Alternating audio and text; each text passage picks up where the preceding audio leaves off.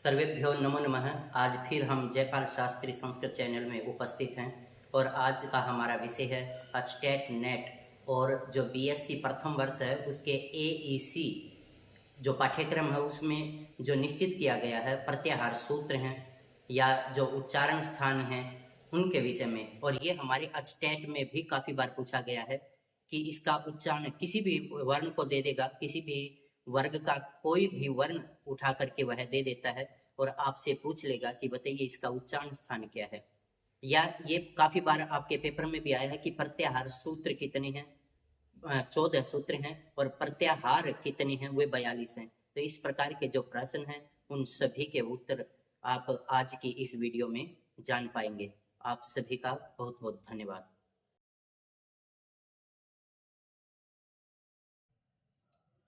प्रत्याहार सूत्र 14 सूत्र हैं हमारे और वो प्रत्याहार सूत्र 14 कौन कौन से हैं।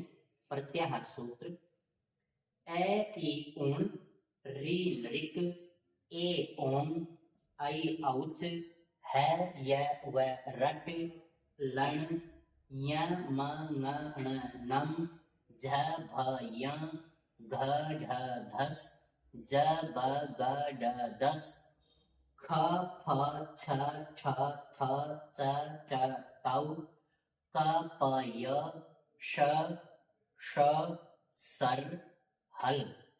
ये हमारे प्रत्याहार सूत्र थे और ये पाणिनीय व्याकरण में 14 सूत्र बतलाए हैं। लेकिन इन्हीं प्रत्याहार सूत्रों से प्रत्याहार बनाए जाते हैं और जो प्रत्याहार बनाए जाते हैं वो होते हैं 42।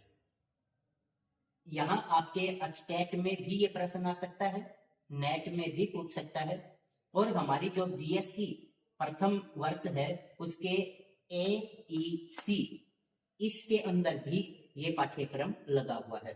तो आप सभी का इसमें लाभ होगा। प्रत्याहार ये 42 हैं।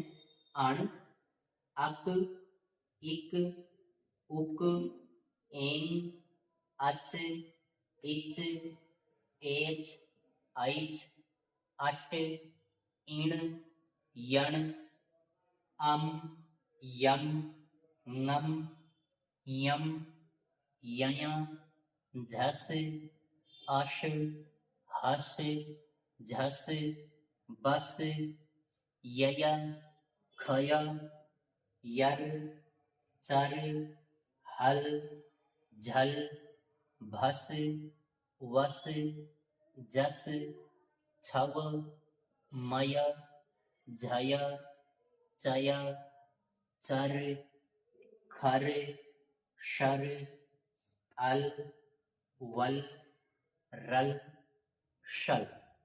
तो ये आपके 42 सूत्र से। लेकिन कुछ आचार्यों के मत में 44 भी मान्य होते हैं, 45 भी मान्य होते हैं।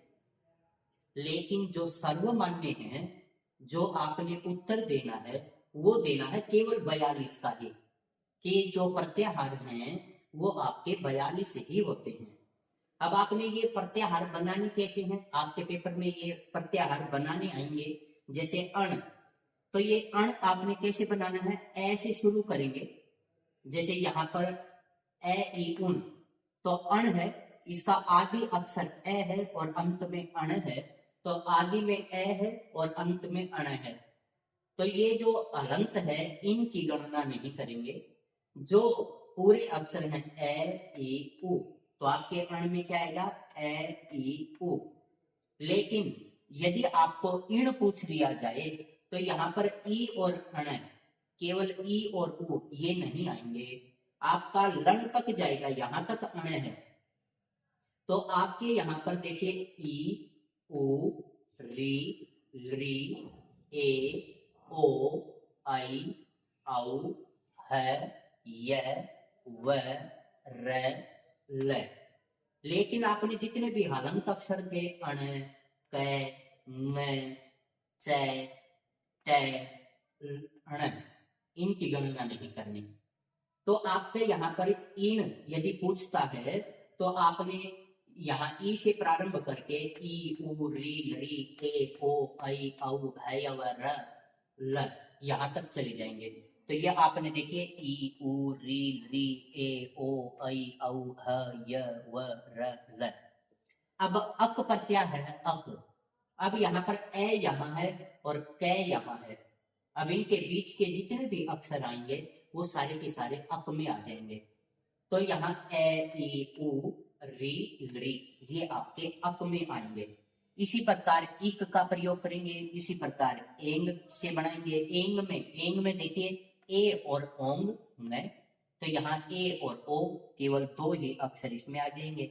आई से यदि पूछ ले तो आई और औ, तो यहाँ पर आई और औ आ जाएंगे। तो इसी प्रकार आप इनमें से किसी का भी उदाहरण ले लें कि मैंने ये बनाना है, जैसे यय, तो यह कहाँ है यहाँ, और यह कहाँ है, तो आप देखिए झ भ य, तो यह से शुरू कर दें और यह तक चले जाएं, तो इनके बीच में जितने भी आने वाले अक्षर होंगे वो यय प्रत्याहार में आएंगे। यदि आप शल प्रत्याहार लें तो श कहाँ है वो आप ढूंढिए, देखिए श कहाँ है, ये रहा शल, यहां है श, और ल कहाँ है ये, तो यहां पर आ गया श श स और है, तो ये आपके सल प्रत्याहार हैं। तो आपने, मैं मानता हूं कि शायद आपको ये प्रत्याहार बनाने आ गए होंगे, लेकिन आप एक बार अभ्यास जरूर कर लें, और इनको बना बना करके यदि आप देखेंगे तो आपका बहुत अच्छा अभ्यास हो जाएगा। तो इसलिए ये आपके प्रत्याहार थे, और प्रत्याहार सूत्र 14 है और प्रत्याहार 42 है। तो आज हमने ये प्रत्याहार के विषय में पढ़ा है।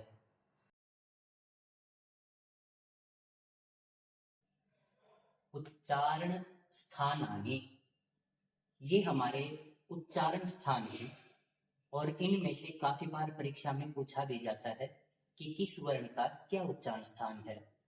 हमारे मुख के कुछ स्थान हैं, जैसे कंठ है, तालु है, मूर्धा, दंत्य, ओष्ठ है, नासिक है, कंठ तालु, कंठोष्ठ, दंतोष्ठ, तो इनका उच्चारण कैसे किया जाएगा उसके विषय में हम आज पढ़ रहे हैं।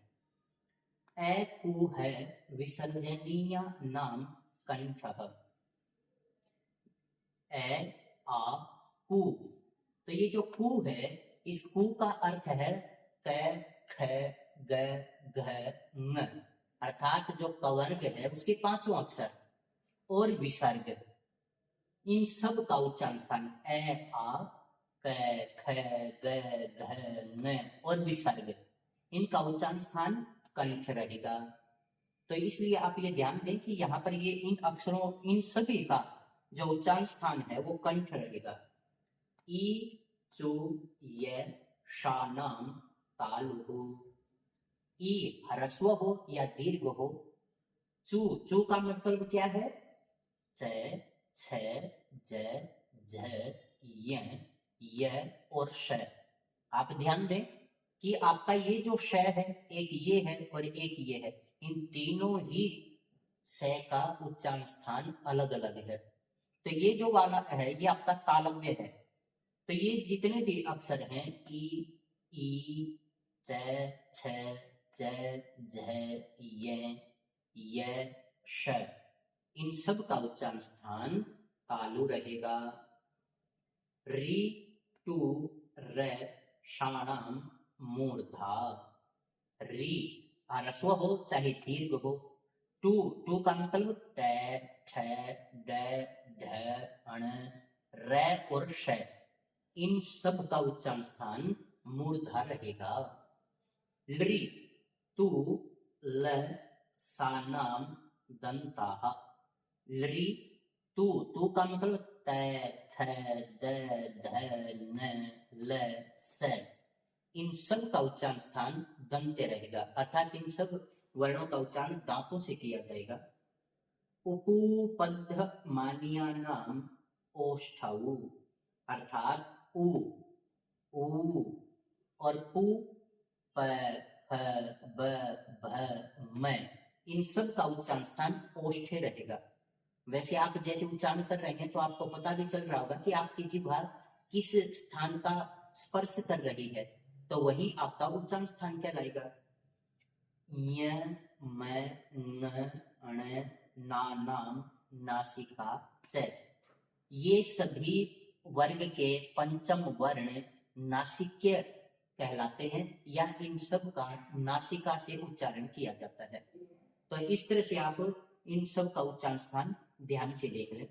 ए दई तो हो कंठ तालु, ए आई ये कंठ और तालु से उच्चारित होते हैं। अब ये जो ए और आई है इनके दो स्थान क्यों हैं? औरों का तो एक एक था, लेकिन इनके दो स्थान कैसे हो गए ए और आई के? क्योंकि ये ए प्लस ई ए बनता है और ए का उच्चारण स्थान कंठ है और ई का उच्चारण स्थान तालु है, इसलिए ये दोनों से मिलकर के बनने के कारण ये जो ए और आई है ये कंठ और तालु कहलाएंगे। ओ दौ तो कंठोष्ठम, ओ औ ये कंठ और ओष्ठ से उच्चारित होते हैं। अब ओ और औ है इनका भी दो उच्चारण स्थान है, एक कंठ और एक ओष्ठ। क्यों? क्योंकि ये ए और उ से मिलकर के बनता है। ए का उच्चारण स्थान कंठ है और उ का उच्चारण स्थान ओष्ठ है, इसलिए जो ओ और औ है ये कंठ ओष्ठौ कहलाएंगे। वकारस्य दंतोष्ठम, व दंत और ओष्ठ से उच्चारित होता है। तो ये आपके उच्चारण स्थान थे, आप ये ध्यान दें। आप ये सूत्र यदि ध्यान कर लेंगे तो आपको पता चल जाएगा कि यहाँ किस वर्ग में आने वाला कौन सा अक्षर है और उसका उच्चारण स्थान क्या है, तो हम बड़े अच्छे से अपनी परीक्षा में उत्तीर्ण हो सकते हैं और हम अच्छे अंक भी प्राप्त करेंगे।